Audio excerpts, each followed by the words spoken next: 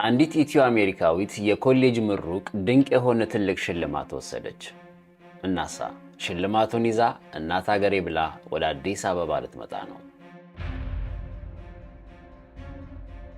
ብሌን ዮሐንስ ትባላለች። ኖርዝ ኢስተርን ዩኒቨርሲቲ ትኩስ ምሩቅ ናት። ብሌን በ2026 የሚሰጠውን ዝነኛውን የሳሙኤል ሃንቲንግተንን የህዝብ አገልግሎት ሽልማት የግሏ አድርጋለች።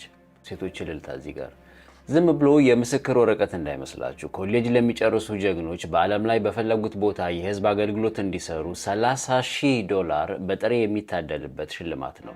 ብሌን ታዲያ ይህን ስታገኝ ፓሪስ ልዘንጥ ለንደን ላላግጥ ሳትል ቀጥታ ወደ እናት ሀገሬ ወደ ኢትዮጵያ ብላለች።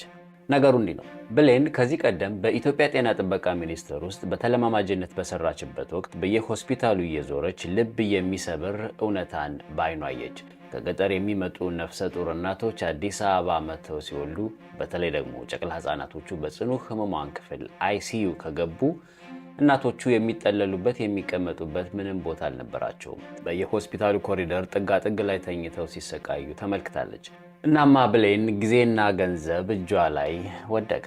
እነዚህ ስቃይ ያዩ እናቶች በክብር የሚያርፉበት ልዩ ማረፊያ ለመገንባት እቅድ ለዩኒቨርሲቲዋ አቀረበች።